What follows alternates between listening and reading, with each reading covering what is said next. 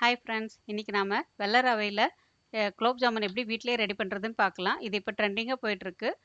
இது வந்து நல்லா சாஃப்டாகவும் இருக்கும், ஜூஸியாகவும் இருக்கும். அதே சமயம் நம்ம வீட்டிலேயே ரெடி பண்ணுறதுனால ஹைஜீனிக்காகவும் இருக்கும்.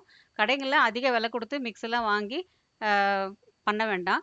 நம்ம வந்து வீட்டிலேயே வந்து இந்த மாதிரி ரெடி பண்ணோம்னா நம்ம திருப்தியாக சாப்பிட்றதுக்கும் நல்லாயிருக்கும். இது வந்து எப்படி பண்ணுறதுன்னு பார்க்கலாம் வாங்க. இதுக்கு ஒரே ஒரு டம்ளர் ரவை இருந்தால் போதுங்க. நமக்கு ஒரு 50 எண்ணிக்கை அளவுக்கு குலோப் ஜாமுன் கிடைக்கும். இதுக்கு நான் வெள்ளை ரவை வந்து சன்ன ரவை எடுத்திருக்கேன். இந்த மாதிரி சன்னமாக கிடைக்கும், சிரட்டு ரவைன்னு கிடைக்கும். அந்த ரவை தான் எடுத்திருக்கேன். இதுக்கு வந்து ஒரு 50 குலோப் ஜாமுன் அளவுக்கு நமக்கு கிடைக்கும். இது எப்படி பண்ணுறதுன்னு பார்க்கலாம் வாங்க. அடுப்பை பற்ற வச்சுட்டு அதில் ஒரு கடாயை வச்சுக்கோங்க, கொஞ்சம் அகலமாக இருக்கட்டும். நம்ம எந்த டம்ளர் அளக்குறோமோ அந்த டம்ளரில் வந்து முதல்ல 2 டம்ளர் பால் அளந்து விட்டுக்கோங்க. காய்ச்சாத பச்சை பால் தாங்க போட்டிருக்கேன். எப்படி இதில் வந்து கொதிக்க ஆரம்பிக்கிறப்ப தான் நம்ம போட போகிறோம். 2 டம்ளர் விட்டதுமே கொதிக்க ஆரம்பிக்கிறப்ப எந்த டம்ளரில் வந்து பால் அளந்தீங்களோ அதே டம்ளரில் ஒரு டம்ளர் வெள்ளை ரவை போட்டுட்டு கலந்து விட்டுட்டே இருங்க. அடுப்பை வந்து மீடியமாகவே வச்சுக்கோங்க. ஓரளவுக்கு எல்லாமே வந்து கலந்து கெட்டியாக வர நேரத்தில் அடுப்பை சிம்மில் வச்சுட்டு 2 டேபிள் ஸ்பூன் அளவுக்கு பால் பவுடர் சேர்த்துக்கோங்க. இது வேணும்னா சேர்த்துக்கலாம், இல்லை வேண்டாம்னா அப்படியே கூட விட்டுலாம்.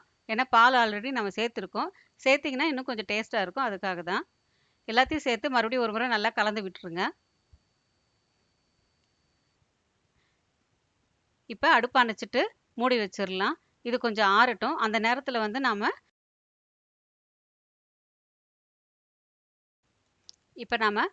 பாகு ரெடி பண்ணிக்கலாம், சக்கரை பாகு. இப்போ எந்த டம்ளரில் வந்து ரவை அளந்தீங்களோ அதே டம்ளரில் 1.5 டம்ளர் வந்து சக்கரை அளந்துக்கோங்க.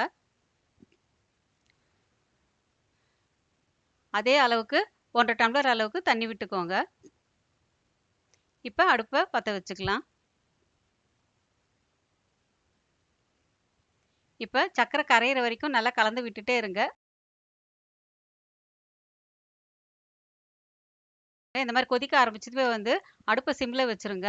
அடுப்பை சிம்மில் வச்சுட்டு ஒரு 10 நிமிஷம் கொதிக்கட்டும். 10 நிமிஷம் முடிஞ்சதுமே வந்து ஒரு சிட்டிகை உப்பு, ஒரு டீஸ்பூன் அளவுக்கு ஏலக்காய் தூள் சேர்த்துட்டு கலந்து விட்டுட்டு அடுப்பை அணைச்சிட்டு மூடி வச்சுருங்க.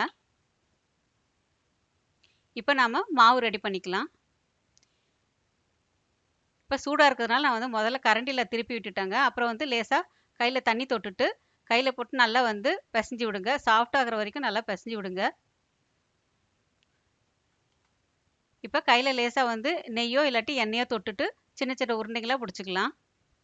இது வந்து கொஞ்சம் நல்லா அழுத்தியே தேய்ங்க. ரொம்ப லேசாக தேய்ச்சிங்கன்னா உங்களுக்கு வந்து உள்ளே வந்து ஓப்பனாக ஹாலோவாக இருக்கும். அதனால் கொஞ்சம் அழுத்தினாப்புலேயே தேய்த்தி விடுங்க. நம்ம இந்த கடையில் வாங்குற மிக்ஸ்லாம் பார்த்தீங்கன்னா உங்களுக்கு லேசாக தான் தேய்ப்போம். ஆனால் இது வந்து கொஞ்சம் அழுத்தினாப்புலேயே தேய்ங்க. ஏன்னா வறுத்தப்புறம் பார்த்தீங்கன்னா உங்களுக்கு ஹாலோவாக வந்துடும், அதுக்காக தான். உங்களுக்கு என்ன விருப்பமான ஷேப்போ அந்த மாதிரி பண்ணுங்க. சிலிண்டர் வேணுன்னா சிலிண்டராக பண்ணிக்கோங்க, இல்லை பால் மாதிரி வேணுன்னா பால் மாதிரி பண்ணிக்கோங்க. உங்கள் சாய்ஸ் தான். இந்த மாதிரி ரெடி பண்ணிக்கலாம். பண்ணிவிட்டு இப்போ இதை பொரிச்சிக்கலாம் வாங்க. அடுப்பை பற்ற வச்சு ஒரு கடாய் வச்சுக்கோங்க. அதில் தேவையான அளவு எண்ணெய் விட்டுக்கோங்க. எண்ணெய் சூடேறிச்சா இல்லையான்னு செக் பண்ணுறதுக்காக ஒரு சின்ன பீஸ் வந்து அதில் போட்டு பார்க்கலாம். அந்த மாதிரி எழுந்து வந்ததுன்னா எண்ணெய் வந்து சூடாயிருச்சுன்னு அர்த்தம்.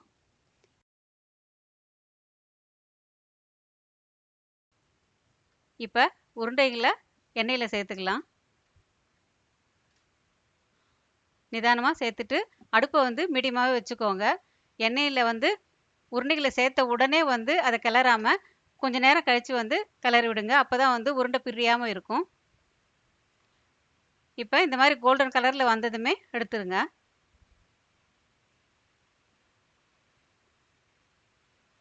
இதே மாதிரி மற்ற உருண்டைகளையும் சேர்த்து பொரிச்சுக்கலாம். இந்த மாதிரி கலர் இருந்தால் கரெக்டாக இருக்கும். உங்களுக்கு எண்ணெயில் எந்த அளவுக்கு பிடிக்குமோ அந்த அளவுக்கு சேர்த்து இதே மாதிரி மற்ற உருண்டைகளையும் பொரிச்சு எடுத்துக்கோங்க.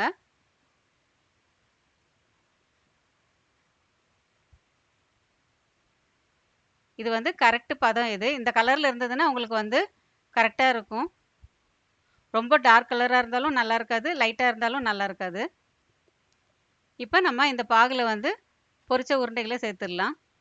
சேர்த்துட்டு ஒரு அரை மணி நேரம் நல்லா ஊறட்டுங்க. அப்போ தான் வந்து உங்களுக்கு நல்லா ஜூஸியாகவும் சாஃப்டாகவும் வரும். ஒரு 1/2 அன் ஹவர் ஆயிடுச்சு. இப்போ பாருங்கள், நல்லா உருண்டையெல்லாம் நல்லா உப்பி அழகாக வந்திருக்கு பாருங்கள். பாருங்கள் குலோப் ஜாமுன் எவ்வளோ சாஃப்டாகவும் இருக்குது, ஜூஸியாகவும் இருக்குது. இதே மாதிரி நம்ம வீட்டிலேயே வந்து ரெடி பண்ணி இந்த தீபாவளியை ரொம்ப சந்தோஷமா கொண்டாடலாம். இதை செஞ்சு பார்த்துட்டு பிடிச்சிருந்தா லைக் பண்ணுங்க, கமெண்ட் பண்ணுங்க, ஷேர் பண்ணுங்க, சப்ஸ்கிரைப் பண்ணுங்க ப்ளீஸ். ஹாப்பி தீபாவளி. தேங்க்யூ.